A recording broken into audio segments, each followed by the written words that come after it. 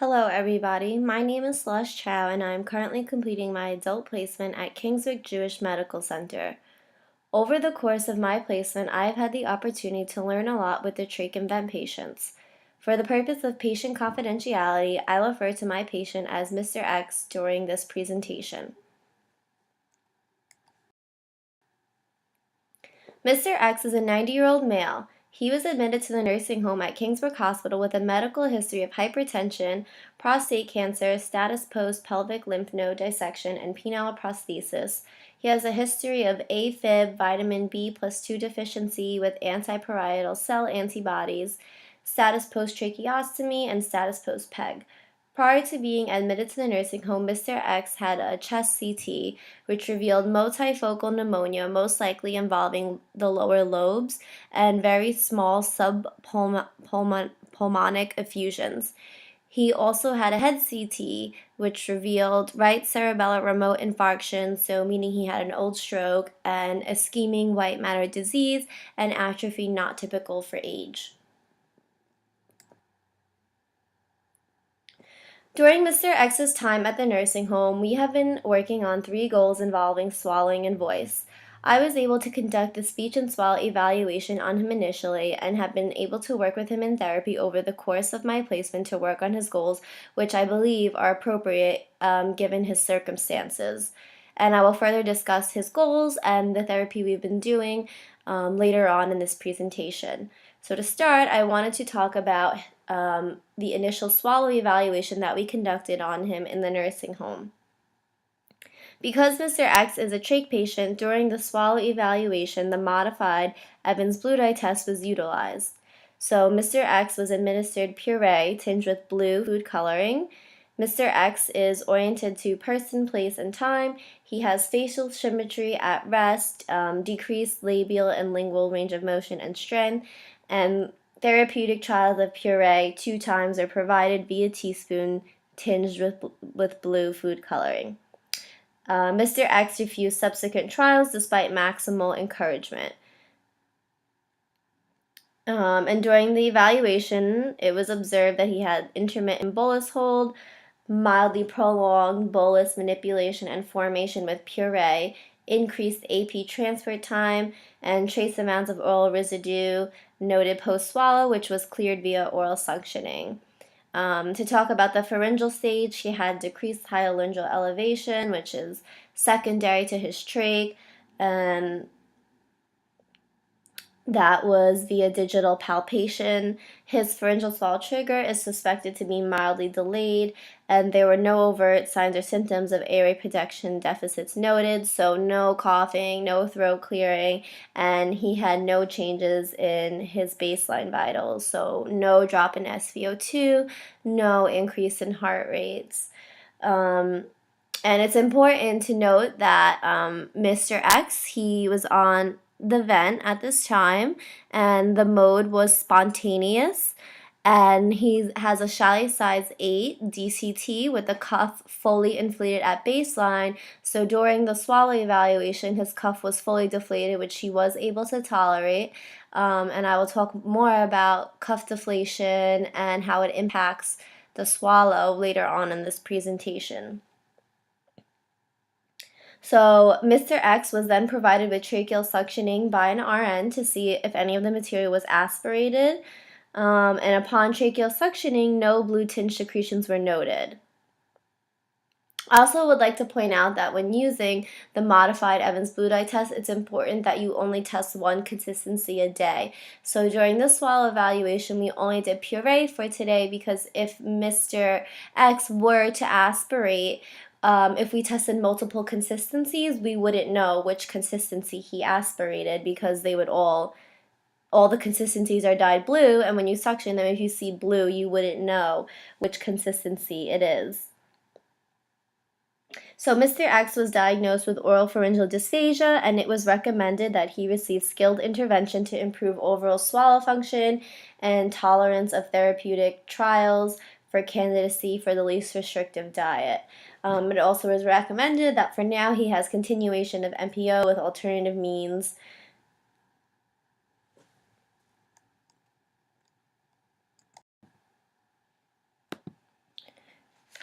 Evans blue dye test is a very popular method that is used to investigate swallowing.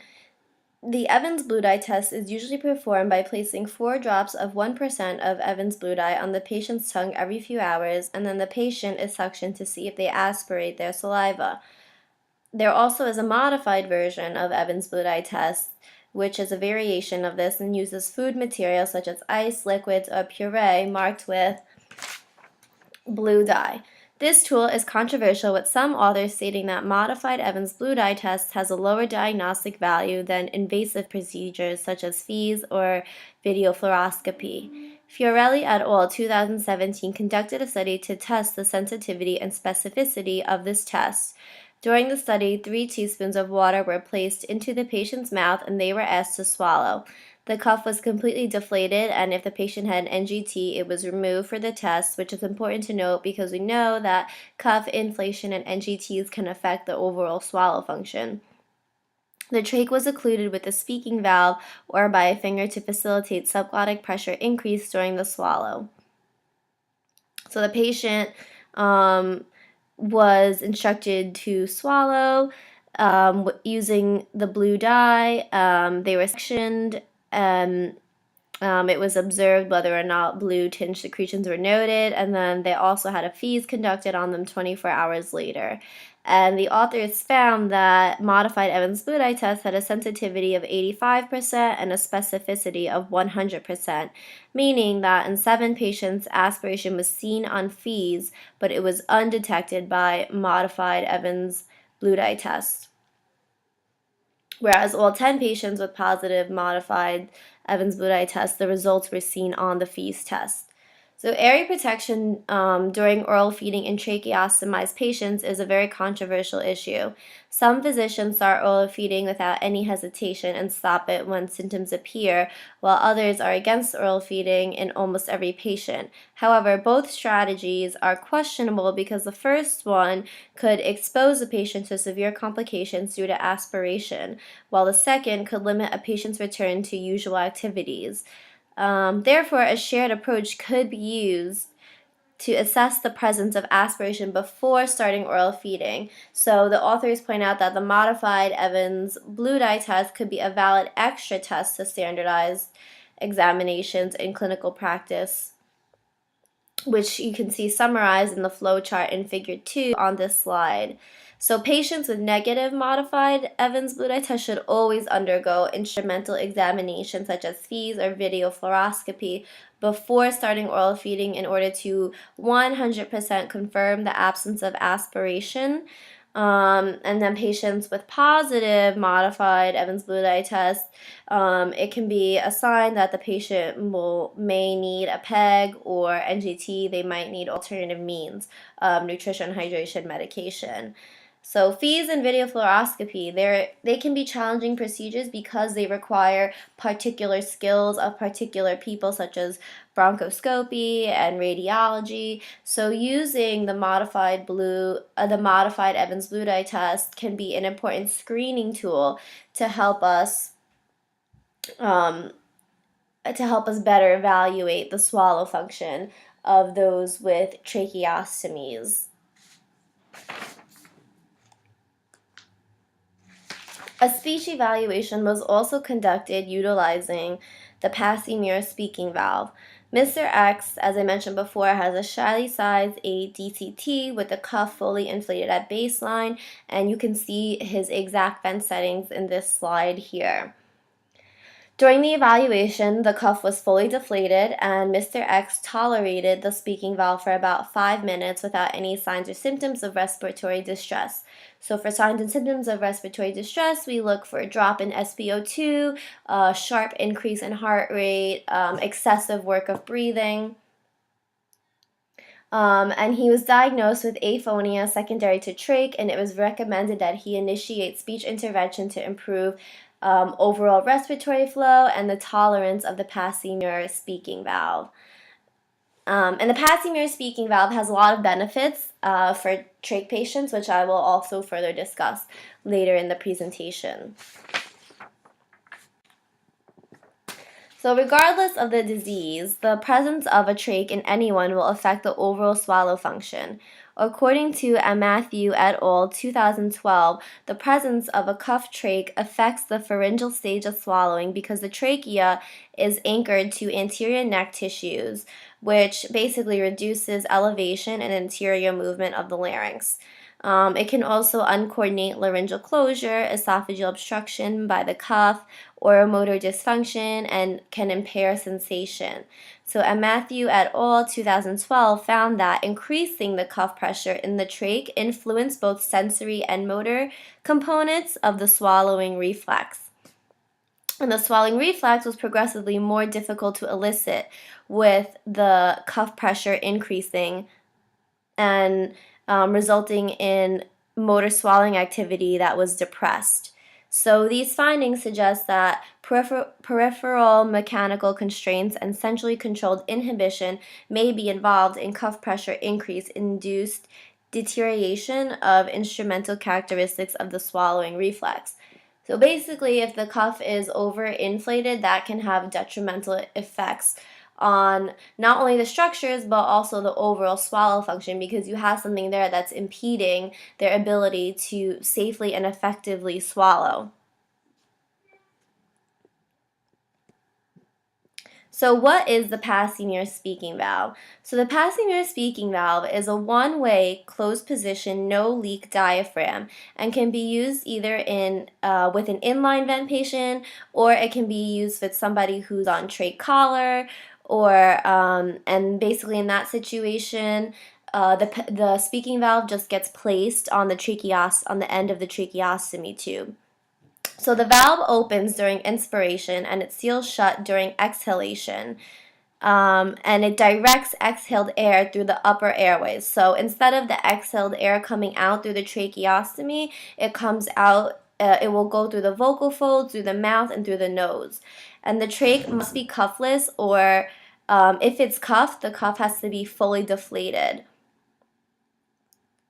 And that's because it's a one-way valve. So the cuff must be fully deflated in order for the air to be able to exit naturally through the upper airway. So there are many benefits of the speaking valve, which I'm going to discuss with you, but one of them is decreasing the risk of aspiration or laryngeal penetration. And although the passing ear speaking valve was developed to restore speech in patients with tracheostomies by directing expiratory airflow over the vocal cords, the passing ear speaking valve is marketed as a device that also improves swallowing and may reduce aspiration. And a study conducted by Alpern et al. 2000 found that use of the passing ear speaking valve can facilitate expiration through the upper airway after swallowing to decrease the risk of aspiration or laryngeal penetration. So in this diagram, you can see how the passing ear speaking valve works. In figure A, you see that there's no speaking valve placed. Inhaled air goes in through the trach, exhaled air goes out. In figure B, you can see the speaking valve placed, and you see inhaled air goes in through the speaking valve, but exhaled air exits naturally through the natural upper respiratory system, so through the mouth, through the nose. Okay. So as I mentioned throughout this presentation, there are many effects of a trach, which include tethering of the larynx, desensitization of the upper airway, impairment of vocal fold closure reflex, disuse, atrophy of the laryngeal muscles, loss of subglottic air pressure during the swallow. But there are many benefits of the speaking valve, which include improved breathing, swallowing coordination, restoring subglottic air pressure during the swallow, and decreasing compression by the inflated cuff. So Progent et al. 2012 conducted a study where they stated that the use of the speaking valve should be used to facilitate expiration through the upper airway after swallowing to decrease the risk of aspiration or laryngeal penetration.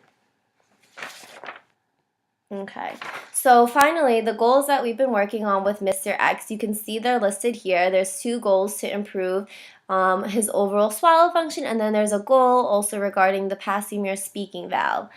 So during skilled intervention, we've had Mr. X utilize effortful swallow, starting with puree and thin liquids to reduce his risk of aspiration.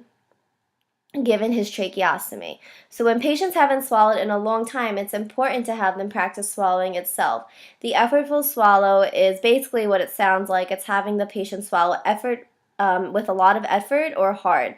So the goal of this technique is to use more motor units, increase the demand, and create a muscle training and strengthening effect. It is also used to protect the airway, which is appropriate given Mr. X's trach. And in